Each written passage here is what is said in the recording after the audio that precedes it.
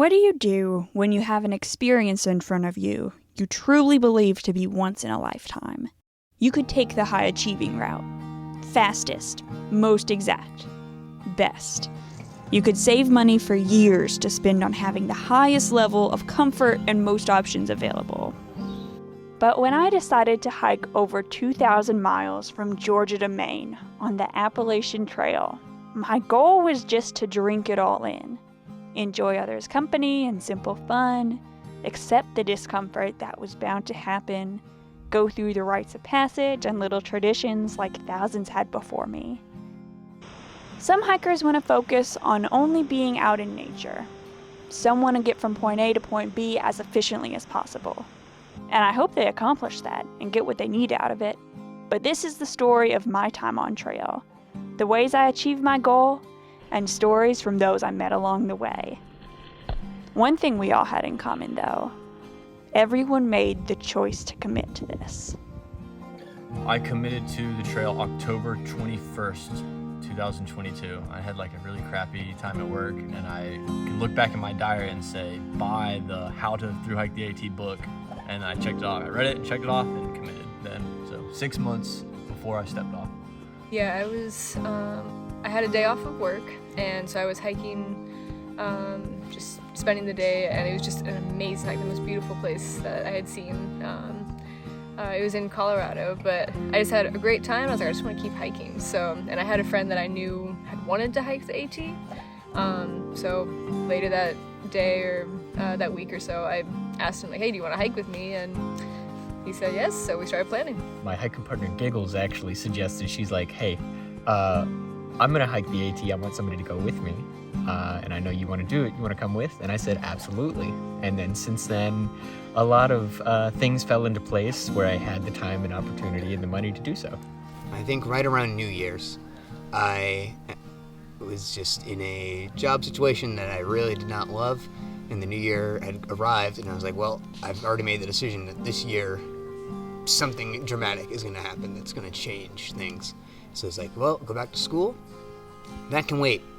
Hike the AT, there's never going to be a better time, so send it.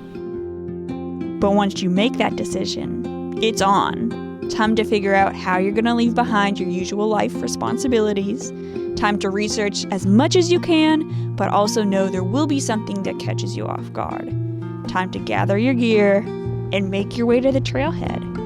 And then, there you are, between what has been and what will be. Take the first step. You're already drinking in life. My first steps on the AT! Oh my gosh! I'm doing it! Pretty easy so far. My first days on trail, I felt well prepared and excited for what was ahead. I met so many new people, all different in their own way, but usually kind, interesting, and determined. Woohoo! How fun is this? The I'm really doing it feeling wore off little by little. But what a specific kind of joy it was to have it when I did. Every day I was falling further into the routine of life on trail. All my waking hours were consumed with hiking, resting from hiking, and preparing to hike some more. But I didn't notice how I was changing till the morning I walked into the Nantahala Outdoor Center, or NOC. This was the first time the trail went right through a town, where you probably weren't the only hiker, but you were definitely among general society. I noticed the aroma of fried food before I even got to town, a sign of my strengthening sense of smell. I had an insatiable hunger stronger than I've ever felt in my life. The bottoms of my feet had grown tougher, almost rubber-like skin to protect me from blisters. My calf muscles were more defined, and I felt stronger in general. As I bought myself a sandwich and a beer and propped my feet up by the river to enjoy them, I noticed the feeling of no longer blending in to the vacationers who were there also enjoying the area. Big backpack, clothes unwashed after days of sweat and dirt, probably a little smelly. Was I hiker trash?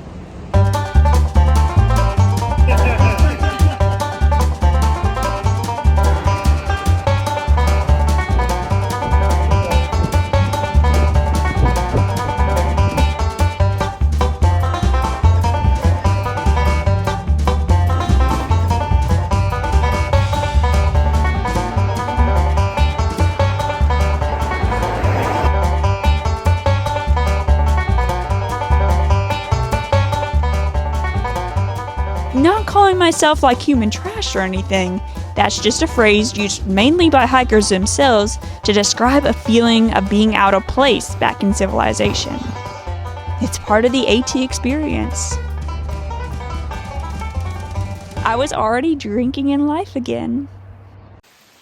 One cold, rainy night before Easter, I woke up in the early morning to the trekking pole that supports my tent no longer supporting my tent, but laying on top of me instead. Luckily, me and everything inside my tent was dry, but the gear under my vestibule was exposed to the drenching sky for who knows how long, including my shoes. Some hiking shoes are made to be breathable and dry quickly. Not these ones, though.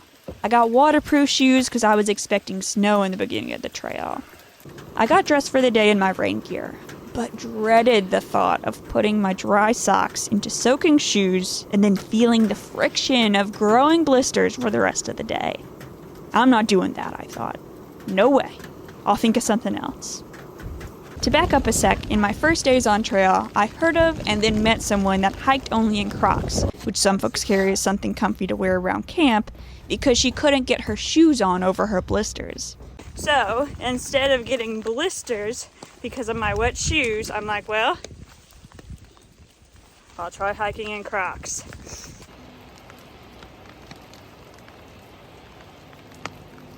I was 20 miles from the chance to sleep inside, and the challenge of being out in the cold and rain, hiking in unusual footwear, only made me want it more. After losing dexterity in the cold, I'm here at Trail Magic, but my fingers are still so cold they're not working. And look at this. I just can't get this coffee open. I don't know. I'm thinking of just drinking hot water instead.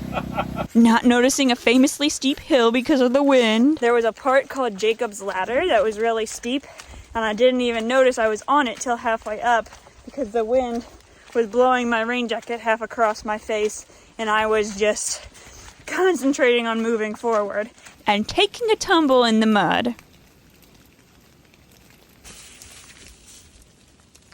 I've reached Fontana Dam. It's 7:30 now, still light out, and I'm so happy with the thought of getting in a warm shower soon.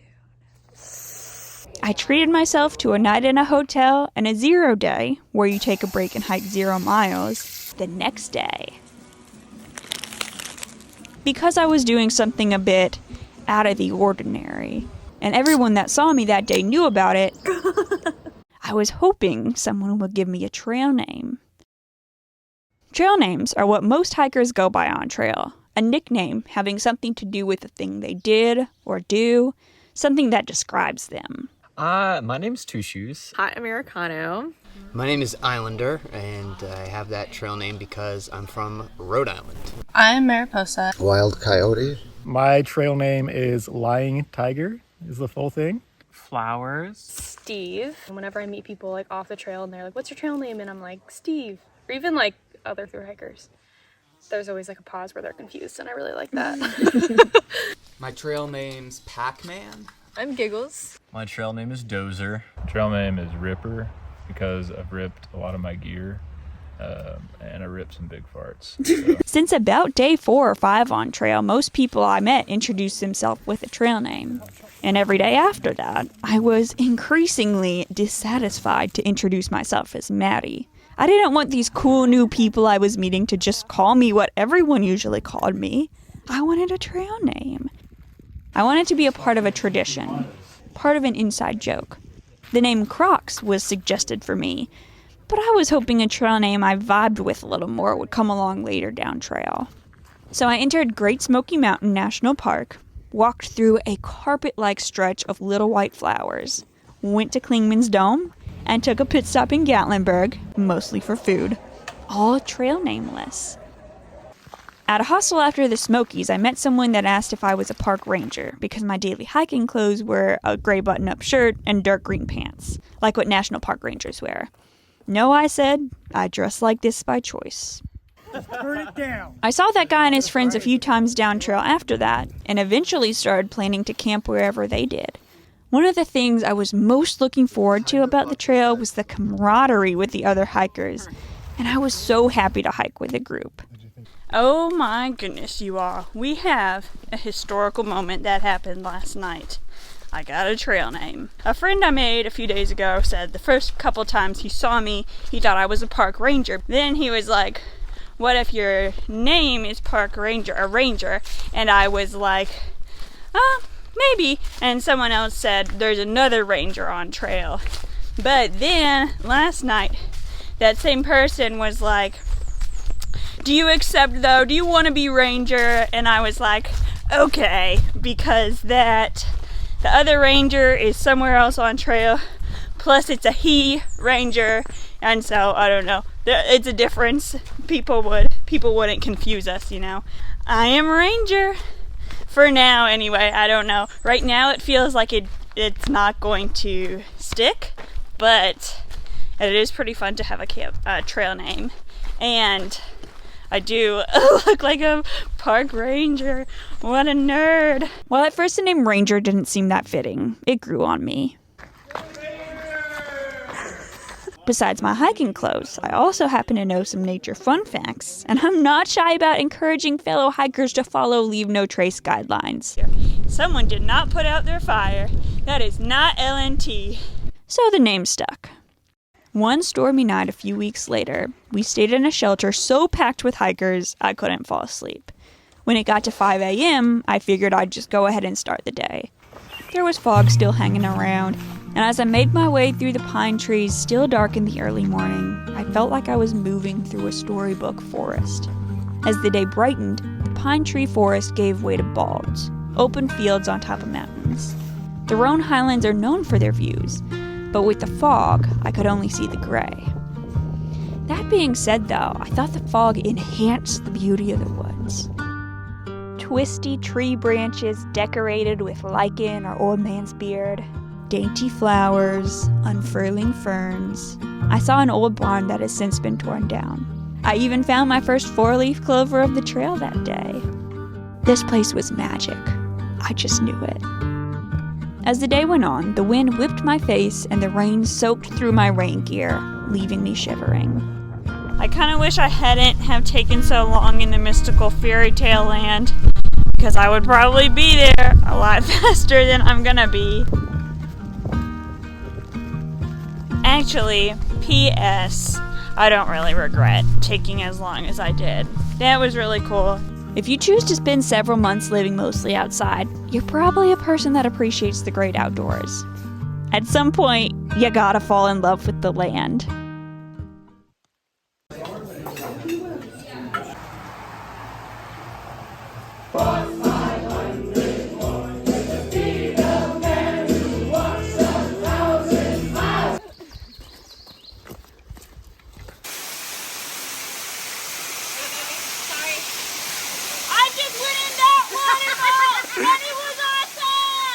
Another moment that felt like magic happened a few days later. Towards the end of Tennessee, I heard of a free hostel coming up. Turns out it wasn't free, but a $5 donation wasn't bad at all for a shower and a night in out of the cold, so we went to check it out.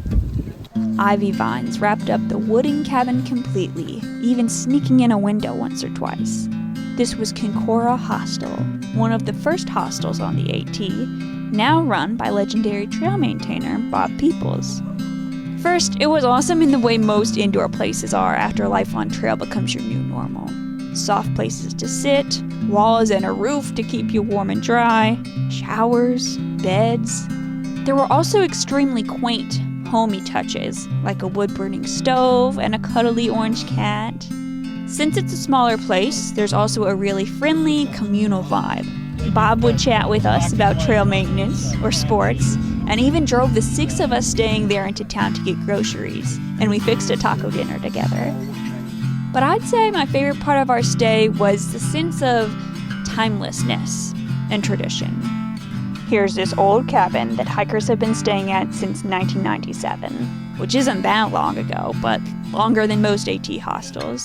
Some thru hikers send printed photos of themselves at the end of their hike to anyone that helped them along the way. Most hostels have a bulletin board of these hanging up, but since this was such an old place, That's 26 years worth of summit photos. The feeling of being at Kincora is so unique because you get a sense of, if they could do it, I probably can too.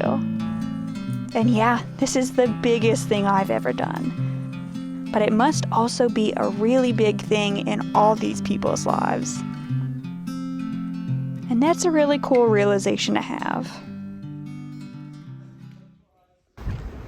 As sad as my friends and I were to leave, the gorgeous Laurel Falls area was next. These were our last days in Tennessee, and Virginia was on the horizon. The last 26 miles before Damascus, which is the first trail town in Virginia, are relatively flat and easy hiking compared to what you've been through so far as a northbounder. And that's why some folks attempt the Damascus Marathon.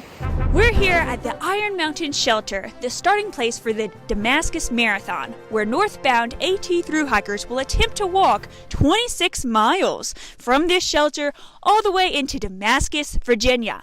Let's get to know some of the locals. Hello, sir. Are you doing the Damascus Marathon tomorrow?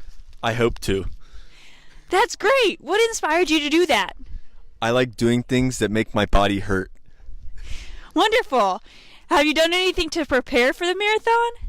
Only hike the AT. Hello, miss. How are you today? I am great. How about you?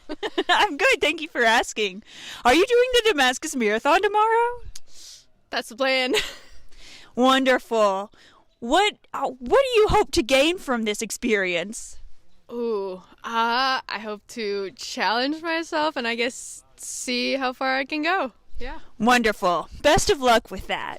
Thank you. How are you today? I'm a little tired, yeah. I see. Are you doing the Damascus Marathon tomorrow? Yeah, I am. Wonderful. What inspired you to do such a feat? Well, it was between me and Damascus, so got to do the miles somehow. That's wonderful. Best of luck to you in your endeavors. Thank you. Well, there you have it, folks. The contestants are here and ready to go for tomorrow. What'll happen? Who knows? Tune in tomorrow for a first-hand account. Thank you, and have a good evening.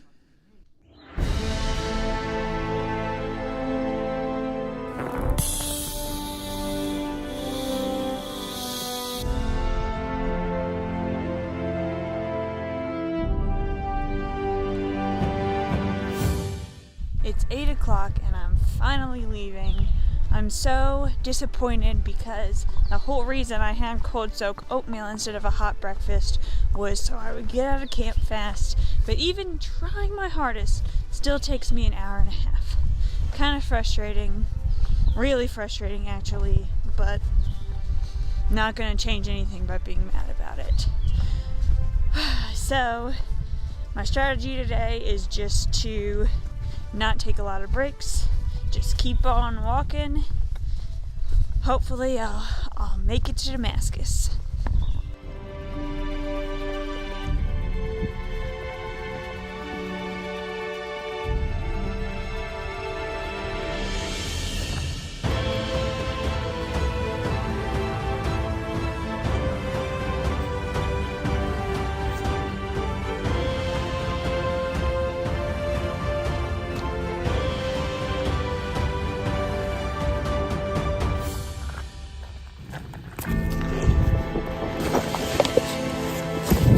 I got more water, gonna have my tuna, but I'm gonna take a break to eat and be off my feet for a little bit.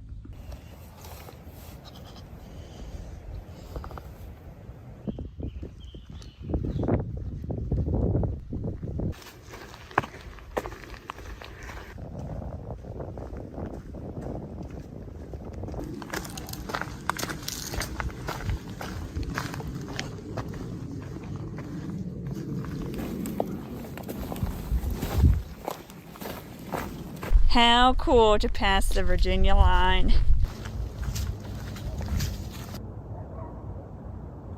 I'm pretty much in Damascus. According to Far Out, I'm at mile 25.5. So, I don't know, probably at the bottom of this hill, I have completed the marathon.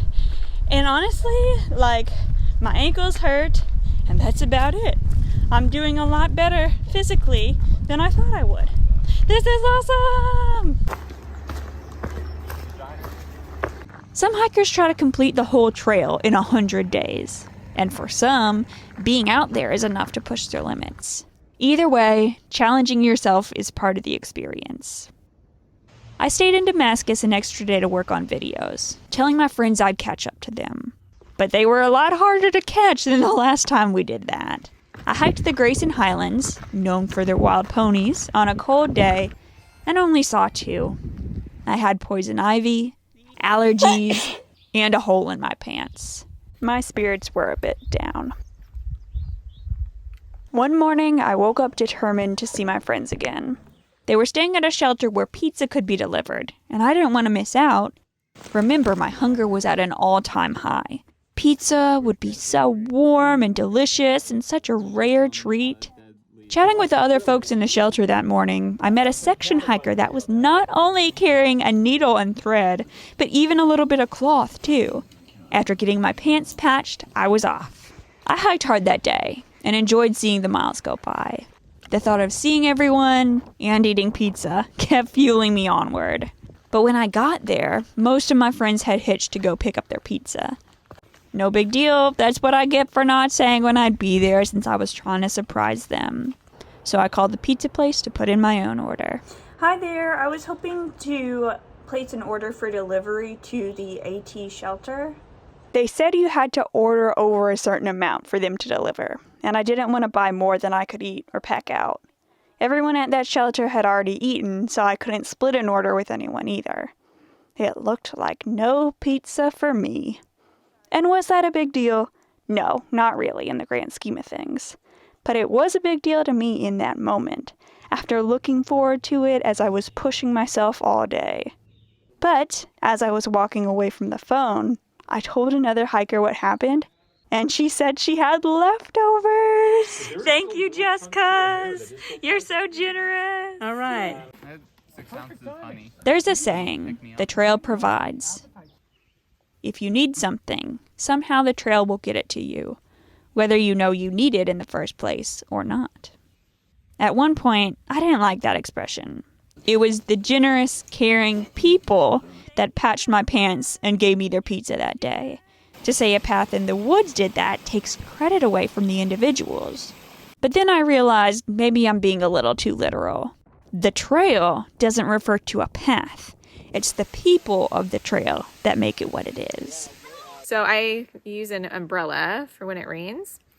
Love my umbrella, but I lost it one day on a hike. I didn't even realize it fell out of my backpack.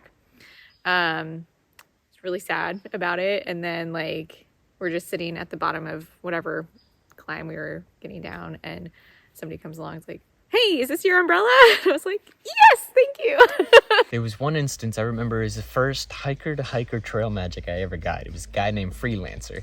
I was in Georgia. I believe it was Deep Gap, around that shelter, and he gave me about a half liter of his water. He only had a liter, and I had just ran out, and I was not paying attention to my reserve. And he's like, "Yeah, man, I got you." And we were still about 3 or 4 miles from water, so we were hiking with a half liter, going slow through Georgia with our heavy packs. And I don't know, to me it was crazy that he was like, never met me, never talked to him. We passed each other. I take that back. We passed each other twice. And after that, he was like, "Yeah, take some water." The first time we went into Gorham, we ended up going to this McDonald's to just have food and all that stuff, and I broke down and I told Lozer that I wanted to quit, that I was not having fun. The trail was, I could not do the trail anymore. And we sat there for probably 2 hours, and he let me talk everything out and vent to him about whatever was going on and whatever I was feeling. And he really just was like, "Okay, let's take a couple hours. We're here in town. Let's analyze the situation. Let's go through every single thing. Like, why are you feeling this way? Why you don't want to quit?" A hiker that I've been hiking with the last stretch, Daybreak, she was a bit behind as we were going up Katahdin, which was a tough climb, great climb. And so we're waiting around, and we're starting to get a little worried. And some folks want to do the knife's edge, and so like, all right, folks want to do the knife's edge, can go do that. The rest of us will go back down Hunt Trail, and we'll run into daybreak, hopefully. And as we are going down, turns out she was just like right kind of out of eyesight, basically, as soon as you start going down from the summit. So she still obviously has had a tough time coming up. So like, daybreak, we're coming up back to the summit with you. So, and she just gets so teary-eyed. She's just like, really? And like, yeah, give us your stuff. Like, so I had her bag, and then Foxy, who was with me, took her just some items on the outside, like water bottles, and me and Foxy and Jolly Green Giant walked back up with daybreak. Southern Virginia was one of my happiest parts of the trail.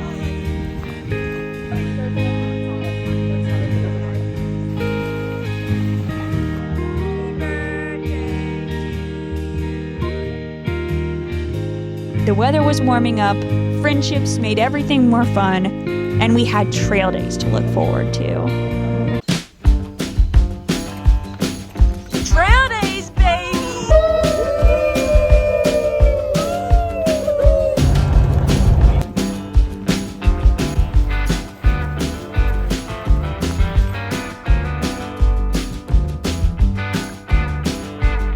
Trail Days is a multi-day festival celebrating the AT. It's part trade show, part reunion, part spring break if you want it to be. One of the highlights is a parade with hikers grouped by year, walking, it's what we do best, through town.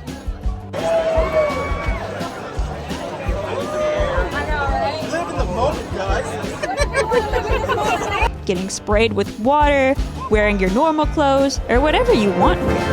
We're here at the 2023 Appalachian Trail Days Festival Hiker Parade. What a time to be here! We have locals throwing water at us. Some hikers are hiking back. Who knows what's going to happen next? Let's have a chat with some of the participants. Hi there, what's your name? My name's Smokemaster. Wonderful. What's it been like coming to Trail Days? It's been everything I expected and more. So half of the fun of Trail Days is dressing up in our fun costumes. Can you all tell me about some of your inspiration for your outfit today? Well, my trail name's Barbie, so I had to get the pink prom dress on. I'm Ken to Barbie. I really wanted to look beautiful. Don't we all? Not everyone goes to Trail Days. Some just keep on hiking. That's why we're out here after all. But someday after the trail, you might be talking to a non-hiker and try to describe how you could be in so much discomfort and feel so much freedom at the same time. Or what a rhododendron tunnel is. Or how you'll never take dry socks for granted again. And you may find yourself at a loss for words. This is the largest gathering of people who get it.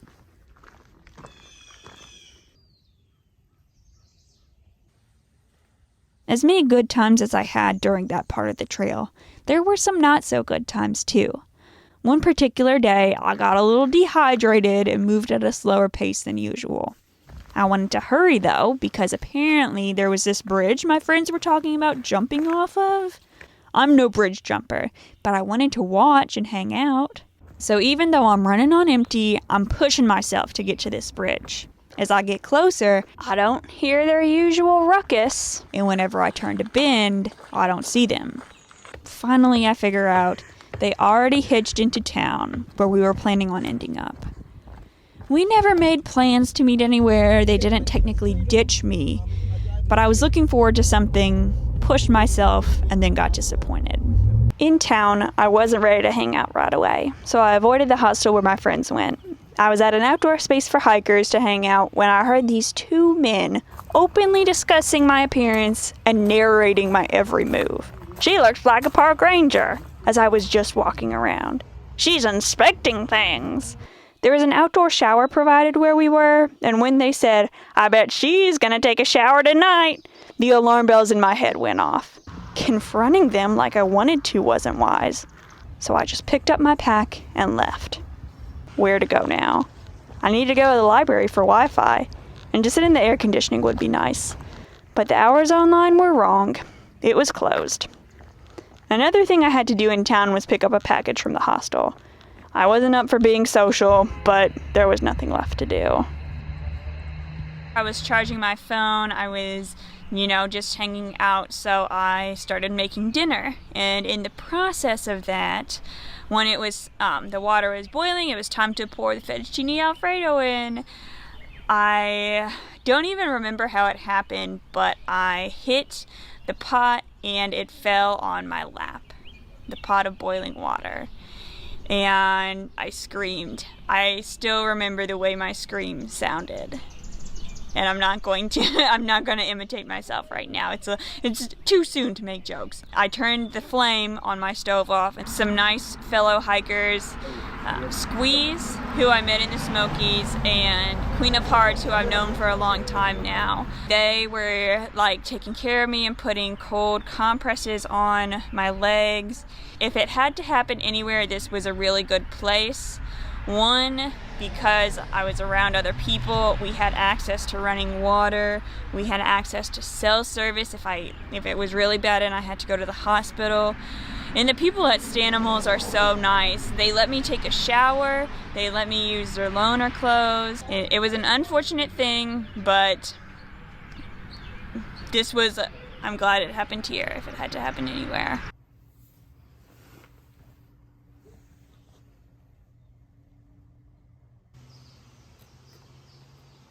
Unwanted situations are bound to happen, but sometimes you can find a silver lining. Now, when it comes to getting from one end of the trail to the other, some hikers want to walk every step of the official trail exactly, but others have a more broad goal, and everybody gets to define it for themselves. Definitely not a purist. I think that changed over time as, the further I got into the trail, the less I cared about that, taking blue blazes, skipping a little section here or there. In my hike, a little bit of yellow blazing is okay. We've done a little bit of it, primarily for decent reasons that I think would have gotten us pretty far off track. In Pearisburg, I was laid up sick for about 5 days, and my tramley had to get miles in, so they hiked on about 15 miles, and I wanted to do the Triple Crown with them. Mm-hmm. So I decided to just skip those 15 miles and catch up with them. Purist, yeah. I haven't done any blue blazing except for the high water reroutes that we had to do just a few miles ago, so it's super depressing. I will say I haven't aqua blazed, and I'm definitely not a purist. I remember very strictly the first mile that I had skipped. It was in Pearisburg. I'd say I do what I enjoy most on the trail. So I would say I'm flexible, but I try to do as much as possible. So I'm going for an FKT, funnest known time. Always subscribe to Last One of Katahdin Wins, so I'm just here for the memes. I did Aquablaze. That was funnest known time.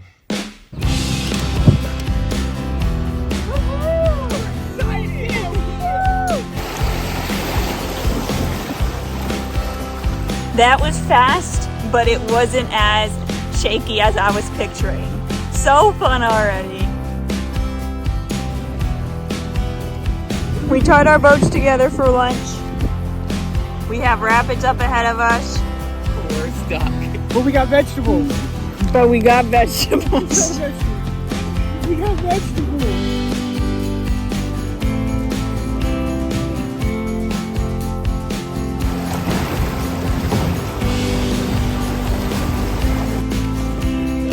We revisited the idea of tying ourselves together. It's actually working a lot better now that we're on flat water.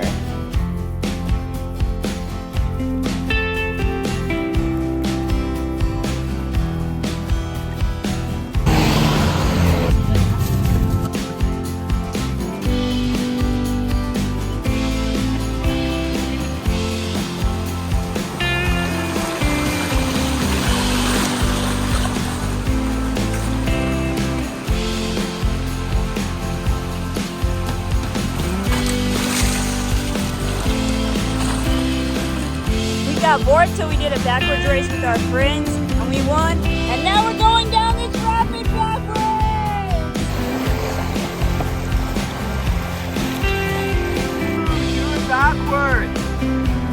at these guys going frontwards.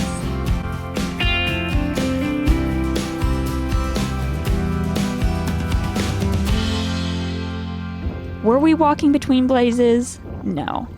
But was it the most fun we had between Springer Mountain and Katahdin? Yes. Hike your own hike. We got back on trail to see the northernmost bit of Shenandoah National Park, to pass the 1,000th mile of trail, and to leave the state of Virginia. Here we are at the West Virginia border for the first time, or according to whoever had this blue paint pen, Virginia border. The trail only walks through the next state, West Virginia, for a few miles, but it goes right through a very memorable place, the town of Harper's Ferry, the spiritual or psychological halfway point of the trail. Technically, the halfway point is a little further north, but this just feels like halfway. The headquarters of one of the agencies that manages the trail is there, and they've been taking hikers' photos since 1979. When you walk around the corner and recognize it, it's a moment of, oh, I'm really here, this is the place. Treats, this is the place! Ah! But what really hit me was seeing the photographs of some of the most famous and inspiring hikers on the wall. They were so brave, so capable, so determined. Flipping through the pages of one of this year's photo albums, you realize how much we have in common. How much we have in common with every year's class of hikers. Throughout time, so many people have taken this journey. And now, you've walked about half of the same trail they did. You're brave, capable, and determined, too. Like I said, the mathematical halfway point is a little further north, in Pennsylvania, and it has its own tradition, too. We're here at the Pine Grove store where AT thru hikers are attempting the half-gallon challenge, where they will try to consume a full half-gallon of ice cream in celebration of reaching the halfway point of the trail. Let's talk to some of the participants. Hey, how's the half-gallon challenge going? So I see you've already finished your big portion and you're on your small portion because both of those have to add up to equal a half-gallon. They don't sell half-gallons of ice cream anymore. Are you enjoying your experience? Well, I haven't puked yet. I'd say that's positive. And now let's talk to someone who's already finished with their challenge. Hey, how's it going? Oh, it's going real good. Are you glad you did the half-gallon challenge? Later, I will be. Nice. And did you have a strategy for this challenge? Let it melt a little bit first. Very wise words. I'm getting my, mess kit spoon for some, strong leverage. I copied off Pac-Man, to be honest with you. All right. Are you ready? Talk to your spoons. Yeah, okay.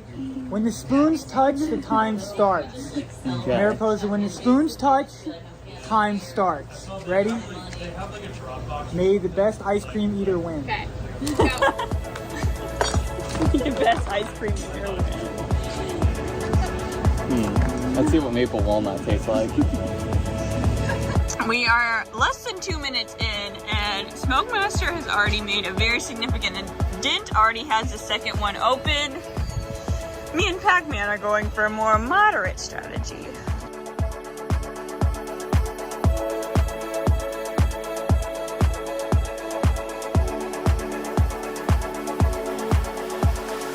"10 minutes in, this is how far I've gone. It's okay. Pac-Man is regretting his choice of maple walnut. Maple walnut is real bad. Vanilla's good though. I'm making progress with vanilla. And Smokemaster is challenging himself to only eating it in 20 minutes. I'm so cold. What a champion, folks.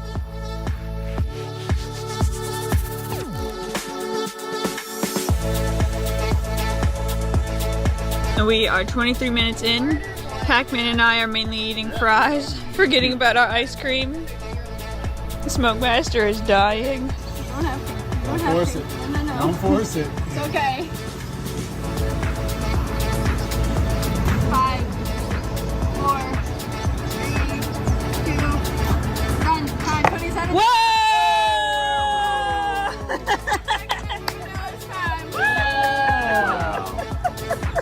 Y'all's time is still going, by the way. Smokemaster, on behalf of the Pine Grove Furnace Store and the Half Gallon Challenge, I would like to award you the Member of Half Gallon Club spoon. May you live long and don't throw up. I've eaten like 3/4 of this, half of this, and I just don't want to do this anymore. Like, this was kind of just for funsies. I gave it the old college try for 45 minutes, 48 minutes. But this has been a fun run, but I'm okay. But the only one who really lost out tonight was this pint of maple walnut. But you still did your vanilla. And I still did the vanilla. Wow! Pint challenge completed. Would you attempt the half-gallon challenge? That part of Pennsylvania wasn't so bad. But the further north you go, the trail has more stretches of rocks. All kinds of rocks. Uphill, downhill, big ones you climb around, little ones sticking out of the ground you have to carefully place your steps around, little ones in piles that move as you walk across them. I slowed down significantly because of the rocks. Not saying that a slower pace is necessarily a bad thing, but I would have preferred more time in camp and less time figuring out how to move forward. The rocks slow you down so much. I have seen people that can just walk across them like it's nothing, but I don't know how they do that. So mentally, I wasn't doing too great. But one day, after staying in a nice shelter with all 4 walls and a charging station, my favorite memory from Pennsylvania was the light in my life I needed. There was a pond with a rope swing.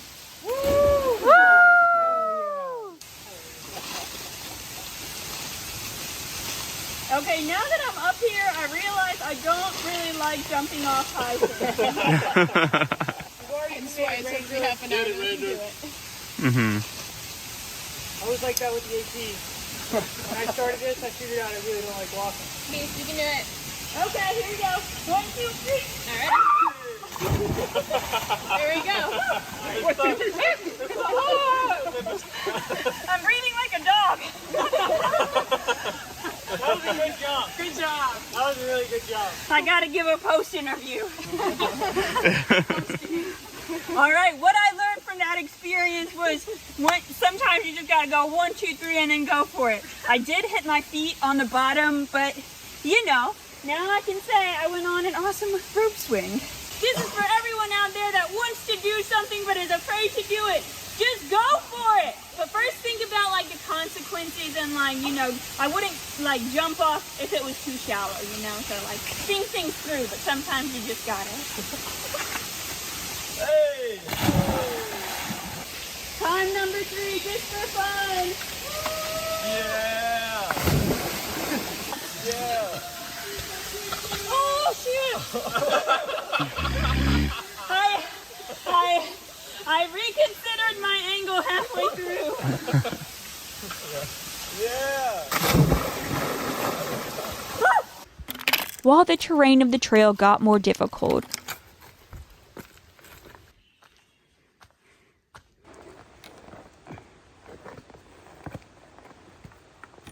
more swimmable bodies of water started presenting themselves.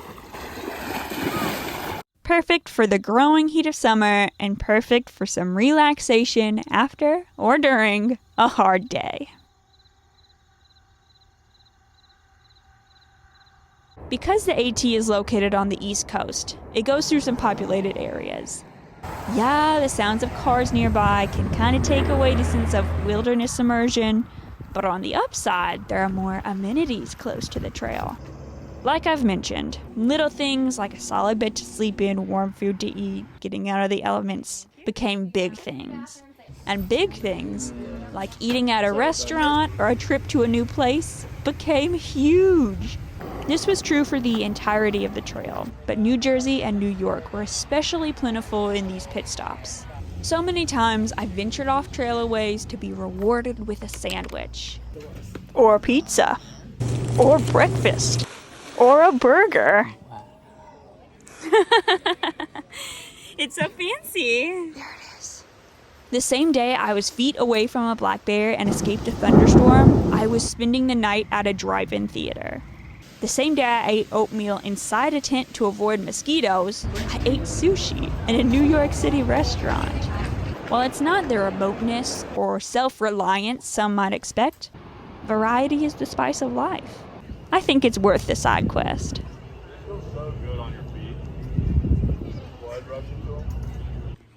Those moments will always stand out in my mind, but the reality was they were surrounded with days spent sweaty, sore, and just getting by.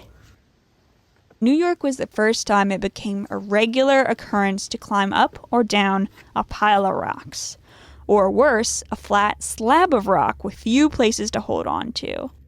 Connecticut started out peaceful, but ended with maddeningly steep, rocky obstacles. I am so freaking frustrated over having to climb down these big steep rock faces. Like, freaking stop. Like, just let me walk on a normal path for once. This was also the point in the summer mosquitoes were at their worst. Swarms caught you while hiking. Time in camp was spent inside a tent, with trips to the privy or to store your food bag being futile attempts to slap away the incessant pests. One day in Massachusetts, I was truly trying my best to focus on the positives, when out of nowhere, I just slipped on those boards where it's wet over there, fell in a creek, my pole is bent, and I fell in. Like, my whole from here down is soaking wet. At the end of that long day, I got to stay in a cabin on a lake with canoes you could borrow. But I didn't get to enjoy those since my slow pace caused me to arrive as the sun was setting. The next morning, I was trying to be calm and resilient and straighten my pole, but that didn't work either. At some point, it was hard to feel like the trail would ever be enjoyable again. Really have not had any joy or positivity. I haven't really even learned anything today. It's a hard day. So I'm gonna stop early and make myself a nice dinner and just chill. But even on days when I thought, I don't know how I can go on like this, I never went as far as planning how I would leave the trail or get back to my hometown. It had been hard before and I kept going. So I could go on this time too. That particular day, I took out my rage by walking 20 miles, which was a lot for me. No breaks, no procrastinating, just getting the miles behind me. If I was ahead of schedule, I'd be able to take a 0 day. That 0 day would actually turn into 2 days of rest. While we were heading out to get lunch, Pac-Man texted and said that he met someone that offered to let us all stay in his lake house. And you'd think, what? People just offer for hikers to stay in their house? Yes, apparently that's something that happens on the AT. It hadn't happened to me so far, but now, oh my gosh.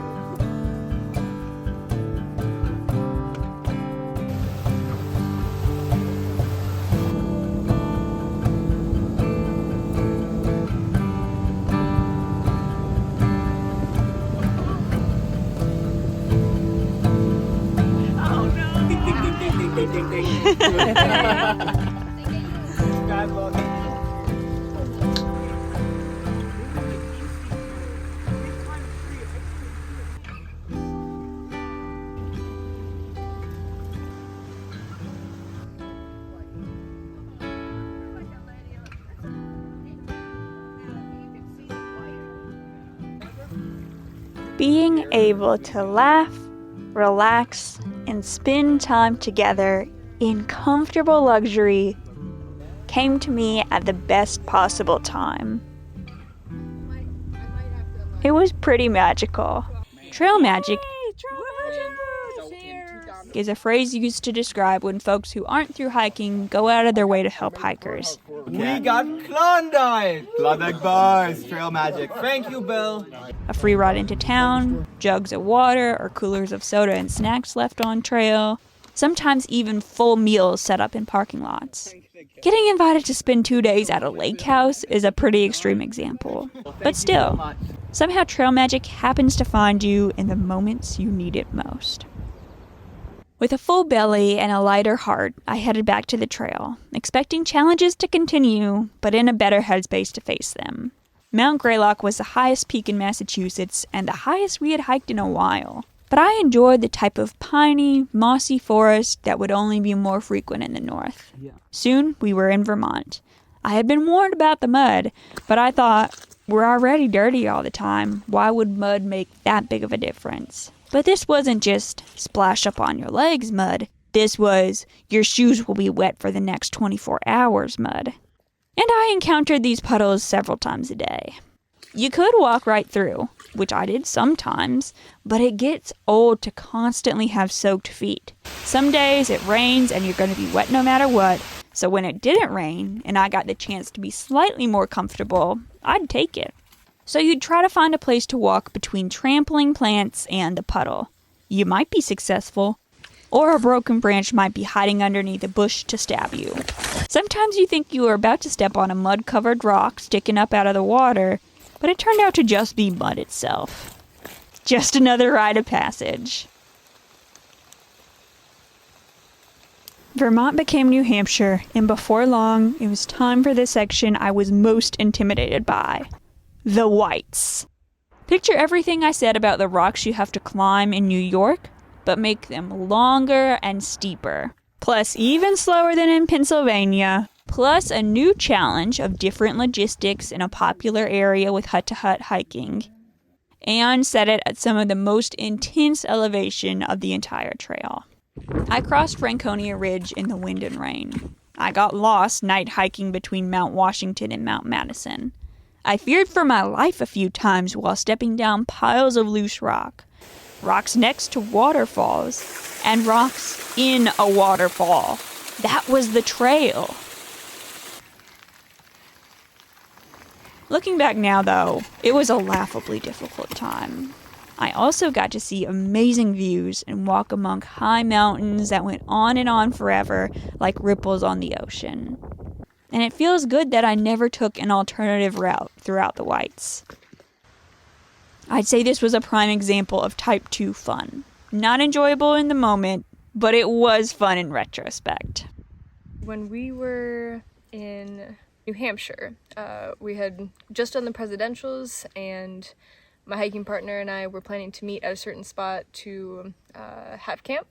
And it started to get dark, and I guess he accidentally went the wrong way, so I bypassed him without knowing. And so I'm hiking looking for him, and probably went like an hour and not seeing him. It started to get dark, and then I hadn't seen blazes for a while either, so I started to freak out that I wasn't even on the trail.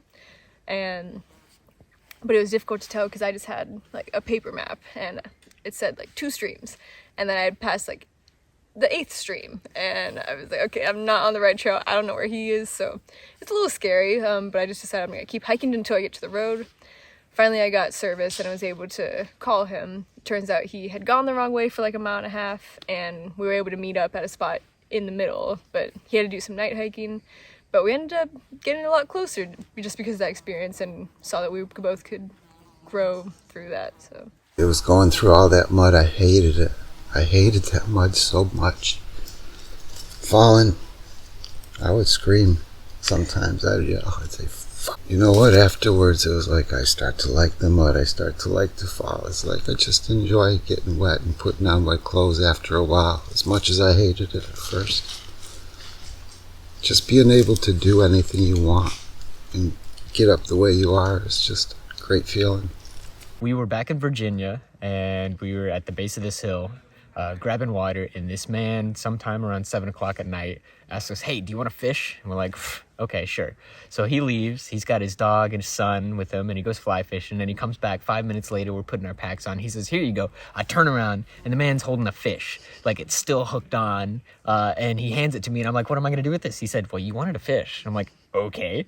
So I grabbed the fish, I put it out of its misery, and then we still had a good solid 0.6 to go before our campsite. So I start hiking up this hill, trekking poles in one hand, dead fish in the other. So I'm walking, it's getting slimy, it's gross.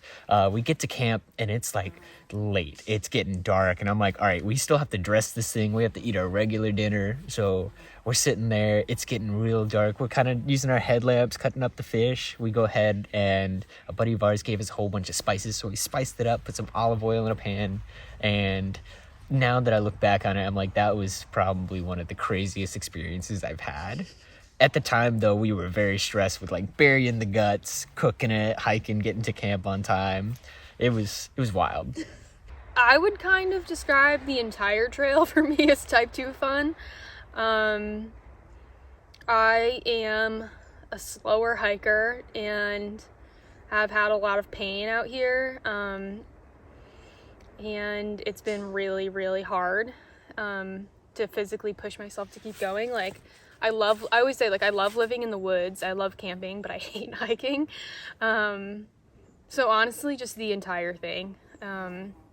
There were so many days where it felt like such a slog, but I know I'm going to look back on this whole thing and miss it so much. And I always kind of knew that, even in the really miserable moments, I knew I was going to look back and be like, I would do anything to be back there. I'm not sure I believe in type 2 fun. I think something can be miserable and fun at the same time, and that misery decreases over time. You forget the feeling of pain, and the fun is still there, but I think it had to be there at the beginning.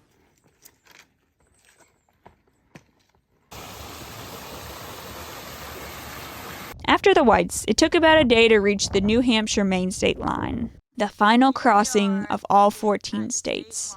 But even with that in mind, it felt like the finish line was far away as ever. Southern Maine is known to be as difficult as the Whites. The first day, I sunk into mud so deep, I couldn't get out on my own. Okay. 1, 2. Wow. I know, huh? Dang.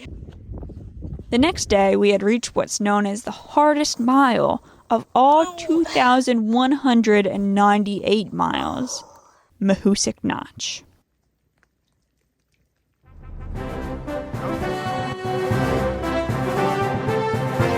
We're here at Mahoosic Notch, the beginning of the hardest mile on the AT. Let's talk to some of the thru hikers that are gearing up to go through it. Hey there! How are you feeling about starting Mahoosic's Notch? Oh, I'm a little nervous, but I'm really excited. I hear it's like a grown-up play jungle gym.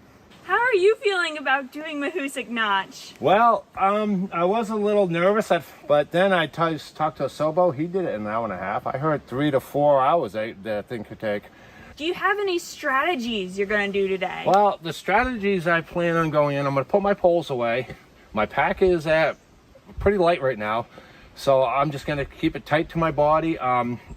Try to stay on top of the rock. Try not to get too deep, and just be safe, really. I mean, that's our main concern right now, is being safe. What have you heard about doing the Mahoosic Notch? Well, I did hear that it's the hardest mile on the entire trail. And I mean, we've already gone 1,910 miles, so I think we'll be all right. You think you'll be all right? You think this is going to be easy? I'm not saying this is going to be easy, but I'm not saying it's going to be hard.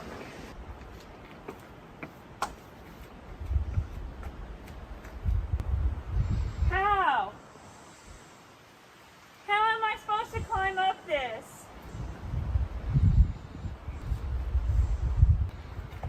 Oh gosh, there's nothing to stand on.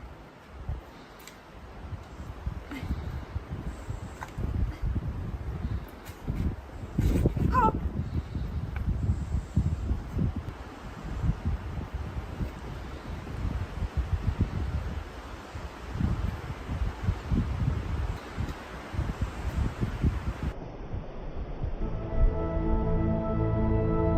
That's my look to say, can you believe that?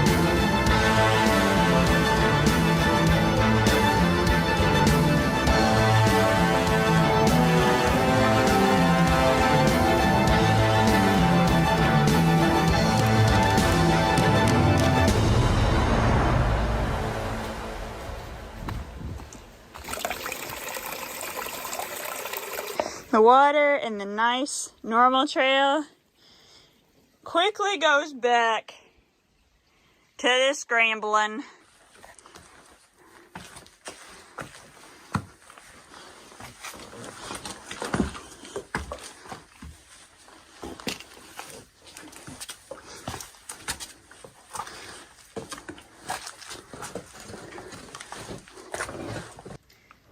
Here we go. Why it's so scary is that if I slip, I'm gonna fall and hurt myself. I don't know how thousands of people a year do this. This is nuts.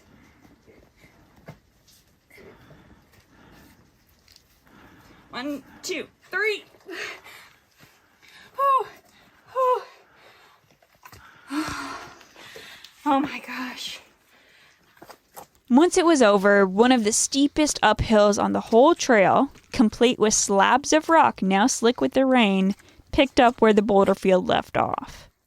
But once those parts were over, a warm shelter with good company rewarded me. Yeah, wow. The hardest mile was behind us, but the still pretty hard miles kept coming. Climbs were steep, and obstacles were everywhere. It was a record year for rainfall in the state of Maine. I had a breakdown or two over constantly dealing with wetness, exhaustion, and soreness. The good news is, remember the guy after the Smokies that asked me if I was a park ranger? My friend Smoke Master that took the half-gallon challenge very seriously? I feel horrible. Well, we became more than friends towards the end of New York. The bad news is, the group we were a part of that was such a source of joy and camaraderie for me decided to hike at different paces about the same time us two started dating. Thank goodness there were still plenty of other social hikers along the trail. But after our crew that got us through the Whites and Mahoosic Notch got a day ahead of us, I knew we wouldn't be able to catch them. Everyone we were close to was now ahead of us, which for two people that cherished the one-of-a-kind togetherness and community of the trail was a really sad reality. One night, Hurricane Lee was set to hit Maine the next day, with high winds and flooding possible. After changing plans last minute, breaking down camp in the dark, hitchhiking from a dirt road to a random parking lot in town, paying a shuttle to drive us 40 minutes to the only open indoor beds we could find, I was not a happy camper. This is just so frustrating. I don't want to hike the AT anymore. I want this to be my last night. This is just too much for me. But the next day was a new opportunity. With the chaos of the previous night over and a 0 day spent warm and dry to wait out any hurricane-related hazards, it was time to think about how the two of us would finish the trail. One option was to go back to the part of the trail we left off and continue on hiking as we had been. But the state park that contains Katahdin, the northern terminus of the trail, closes October 15th. And at the rate we were going, I would be nervous about end-of-trail logistics. Plus, we always pictured summiting Katahdin with our fellow hikers that had been with us throughout the trail. Celebrating that victory together would be so much more satisfying. Another way we could go would be to simply skip a section. There was a group of hikers we knew, all around the same area about 80 miles ahead of us. There are no rules in our style of hiking. Why not make things easier on ourselves? But that didn't feel right either. If we were just going to miss large chunks of trail, why had we gone through so many hard sections already?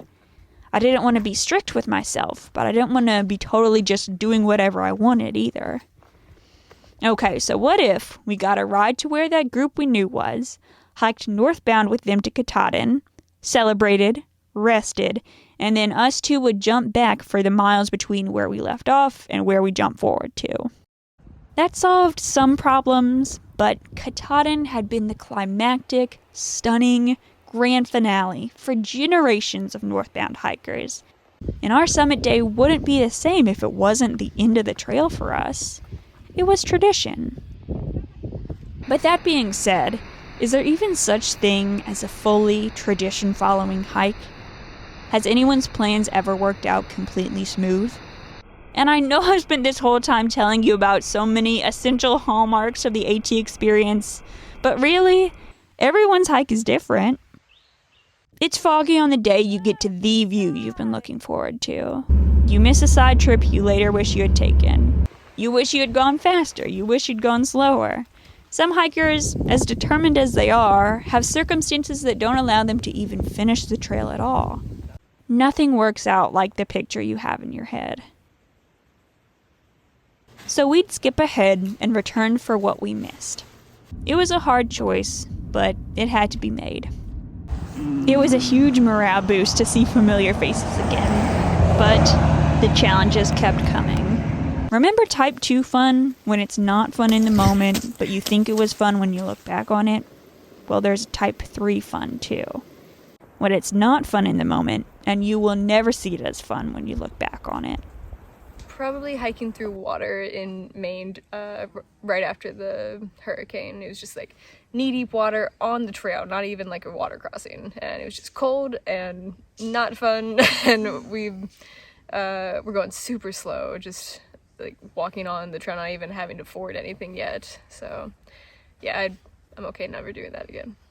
Something that I'm just never going to look back on with great pleasure will probably be trudging through the mud in Vermont. And in some parts of Connecticut and Massachusetts where there's just so many mosquitoes. Like, I remember it being a plague.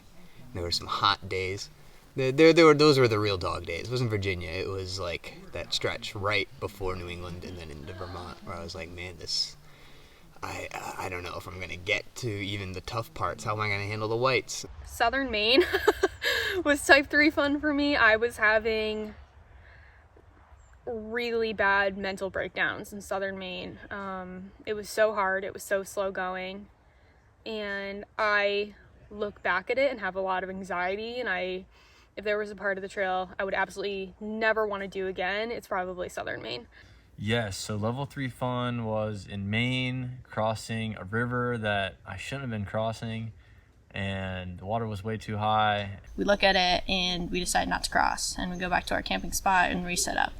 And then we have a couple other hikers come by and they tell us, oh, we're going to try to ford. And so they go, and then one of them doesn't come back, and we're like, did he try? Did he not? So we end up all going back to the river, checking it out, and deciding that we're going to make it work. So Dozer went, and because he is a crazy good swimmer, swam a line across, and then we all crossed one by one, holding on to this tiny, tiny rope that was, I think it was 3 or 4 bear lines that we had knotted together. Now, what is the game So far, the atmosphere among the group was light. No one wanted to get all wet in the river, but we were helping each other through it. This would be a tough obstacle, but we already got through a lot of obstacles. This was just one more. When it was my turn, my strategy was one foot in front of the other, keeping myself standing upright and moving forward. The current was stronger than I expected. The rocks were slippery, and when I got out to the middle, the water was up to my neck. It wasn't possible to keep my feet on the ground anymore.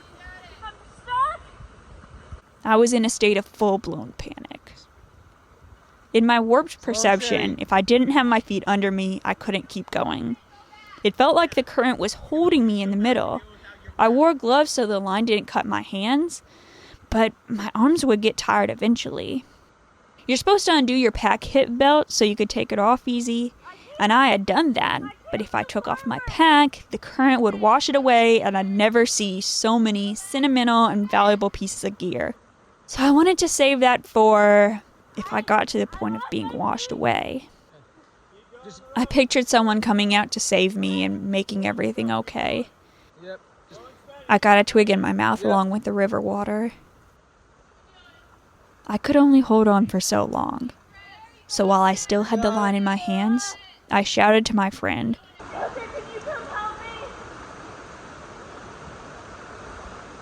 Inch this way right now. Inch this way right now. Inch this way. Keep coming. Keep coming. Keep coming. Keep inching. I didn't think I could make it that far, but I did. I gave him a hug, caught my breath, and then tried again without my pack. It was easier to maneuver, and I knew what to expect this time. I made it across, and that friend brought my pack and a few others over. Way to go. Why can't you stand? Don't worry. Oh. Oh, here we go. This is it.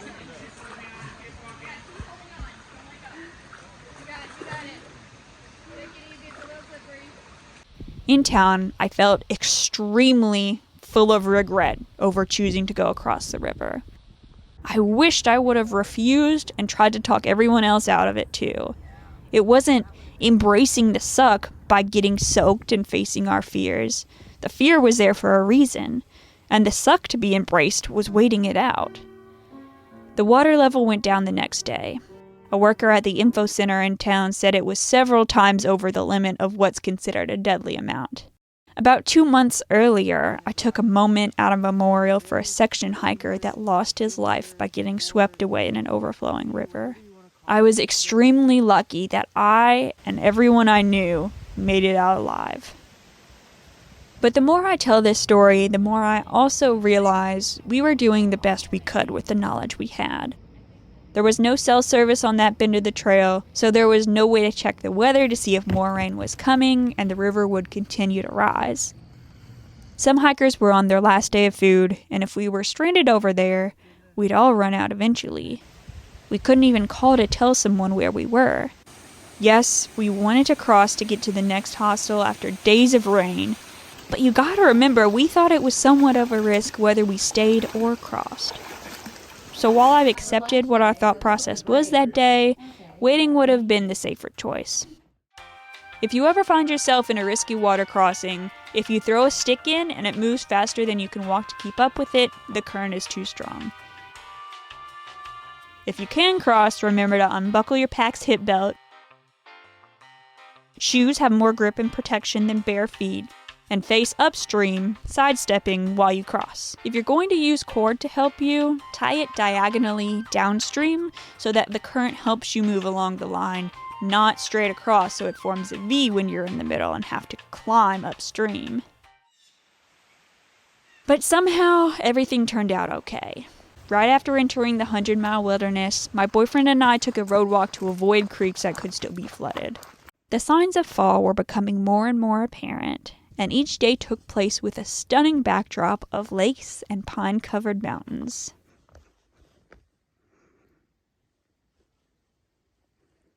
It was still hard, though. My knees had been sore since Virginia. My whole body ached. I was mentally exhausted and still had plans to make and worry about, even with less than 10% of the trail left to go. I pictured the 100-mile wilderness as swimming in lakes and hanging out around a campfire every night, but I had a far less leisurely social experience than I had in mind. This shelter is completely empty. Luckily, I did get that type of moment the last night of the trail. A group of hikers were gathered at a campsite in Baxter State Park, where we'd summit Katahdin and reach the trail's northern terminus the next day.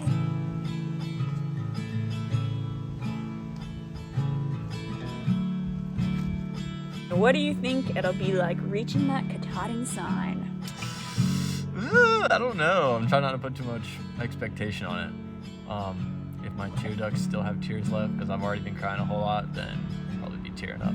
I think it's gonna be like a huge relief, probably followed by a flood of like emotions of like excitement and sadness of like finally realizing that it's over, followed by the realization that it's not quite over because I still gotta hike down this motherfucker. Probably won't feel real. Like, to me, we've been seeing Katahdin for a bit, and it doesn't seem like that's the mountain we've been going for the last 6 months. So I think when I get up there, I'll be like, ah, cool, that's a sign, and then I'll just like keep going at thinking that I just have more mountains to climb. But I don't think it'll really hit me until like maybe we're going home, like not on our own 2 feet. There's also sort of a weird aspect to where being on trail, it seems like this is like my whole life. Yeah, I've always been on trail, everything before trail, it's just like a hazy memory. And yeah, it's gonna be weird. It doesn't really feel real to me yet, so I don't know. I'm hoping that it'll hit me, but I don't really know if I'll process anything until I'm back home and reflecting on this. But I hope, all I can hope is that I'll hit that sign and I'll feel really proud of myself and all that we've accomplished, and yeah, just feel happy that this dream has become realized. So actually what I'd been hearing from a lot of people was that the moment can actually be a little anticlimactic. Like, you do all this, and you get there, and you're like expecting a wave of emotion, and then it doesn't happen. So then people are like, well, it still hasn't hit yet, in a way. I am kind of trying to think of, okay, we have other achievements to go for after this, because this used to be the achievement. So getting up there, there's going to be tears, for sure. Probably stop breathing for a minute, stop. Everything's just gonna stop. Probably tear up. Just want to hug it, hold it, wave that flag, and tell everybody I made it on it every day. I'm worried it's not gonna feel like anything. Something tells me that's not gonna happen, but I'm not sure what it's gonna be. I think it's gonna be everything that we've been working for the past however many months we've been out here. For us, it's all like almost 7 because we've been taking our time, and so it's gonna be really sick. I think right now I've gone through all the scenarios and I don't know what it's gonna be, and I'm just gonna let it be what it's gonna be. Oh gosh, honestly I have no idea. I think like I'm gonna be happy to see it. I might cry out of like joy and like just feeling like this huge accomplishment that I've been dreaming about forever. Like I've finally done it. And then also sadness that the hike is over. But I don't know. Then part of me is going to be thinking about the descent, and I'm nervous about that too. So After an early morning start, the 5 northernmost miles started flat, but turned into another continuous obstacle course of boulders. Just like another Mahoosuc notch, but this time uphill. Eventually, though, I was almost there. I'm thinking about all those days. I cried over losing my headphones. I cried over breaking my trekking pole. Cried from being stressed out. Cried from being scared. This moment is for that girl. Everyone has times like that, and you just gotta keep getting through them for moments like this.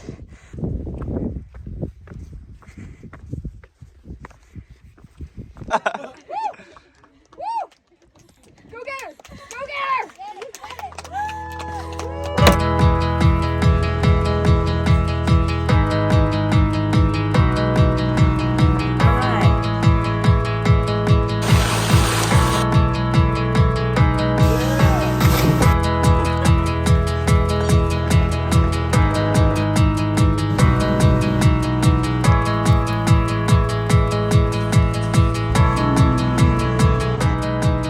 The hardships were behind me.